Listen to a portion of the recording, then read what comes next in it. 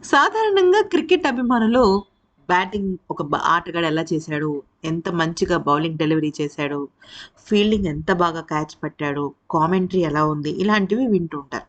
కానీ భారత్ పాకిస్తాన్ జట్ల మధ్య మ్యాచ్ అంటే మాత్రం అసలు అది క్రికెట్ వచ్చిన వాళ్ళకి, రాని వాళ్ళకి, చూసే వాళ్ళకి, చూడని వాళ్ళకి అదొక పండగ. అదొక రకమైన చిన్న మినీ యుద్ధం. ఇప్పటికే ఈ టోర్నమెంట్‌లో దాదాపుగా 10 రోజుల వ్యవధిలో 2 సార్లు భారత్, పాకిస్తాన్ జట్లు తలపడి, ఇక పాకిస్తాన్ జట్టుకి 2 సార్లు కూడా ఓటమియే ఎదురు రావటము. ఇక అయినప్పటికీ కూడా మిగతా జట్లు పెద్దగా పటిష్టంగా లేకపోవడంతో ఫైనల్స్‌లోకి భారత్ మళ్ళీ పాకిస్తాన్‌తోనే తలపడాల్సిన అవసరం వచ్చింది. ఈ క్రమంలో ఆ జట్టు సీనియర్ స్టార్ బౌలర్ అయిన షాహిన్ అఫ్రిది మాట్లాడుతూ ఏమన్నాడంటే, కరెక్టే.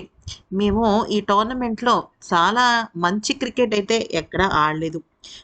మేము ఎన్నో రకాలుగా, ఎన్నో విషయాల్లో తడబడుతూ, చాలా పోరాటం చేస్తూనే కొన్ని మ్యాచ్‌లు గెలిచాం. మరికొన్ని మ్యాచ్‌లు ఓడాం.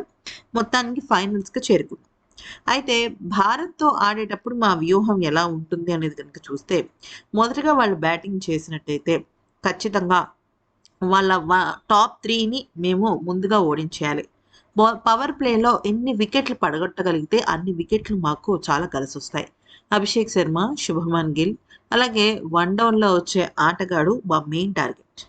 చాలా తక్కువ ఓవర్‌లో మొదటి 3 వికెట్లు కోల్పోతే భారత జట్టు తిరిగి పుంజుకున్నప్పటికీ కూడా దాని అత్యుత్తమ స్థాయిలో అయితే మాత్రం చేరుకోవడం కష్టం. అదే మా వ్యూహం. ఒకవేళ గనక వాళ్ళు మొదట బ్యాటింగ్ కాకుండా మేము మొదటగా బ్యాటింగ్ చేసే అవకాశం వస్తే మాత్రం ఖచ్చితంగా వికెట్లు కోల్పోకుండానే బ్యాటింగ్ చేయాలి. బ్యాటింగ్‌లో మేము తడబడుతున్నాం. అది ఖచ్చితంగా మాకు అర్థమవుతుంది. కానీ ఆ విషయాల్లో మేము తిరిగి మళ్ళీ కోరుకుంటాం. అయితే చాలామంది హ్యారీస్ రాఫ్ విషయంలో ఏదో ఒక స్టాండ్ తీసుకొని చెప్పండి అంటున్నారు. కానీ నేను ఒక విషయం చెప్పాలనుకుంటున్నాను.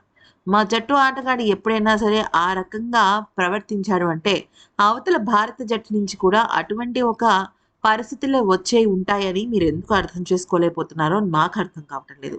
ప్రతి ఆటగాడికి ఆడే స్వేచ్ఛ ఎలా ఉంటుందో, అలాగే ప్రతి ఆటగాడికి తనకు జరిగిన అన్యాయం గురించి మాట్లాడే అవకాశం కూడా ఉంటుంది. బహుశా హారీస్ ష్రాఫ్ అలాగే చేసుంటాడు. ఏదేమైనప్పటికీ ఆసియా కప్ కొట్టేది మేమే. మాకు ప్రణాళికలు చాలానే ఉన్నాయి. దానికి తగ్గట్టుగానే మేము ప్రయత్నిస్తామంటూ ముగించాడు. ఈ వీడియో నచ్చితే లైక్, షేర్ అండ్ సబ్స్క్రైబ్.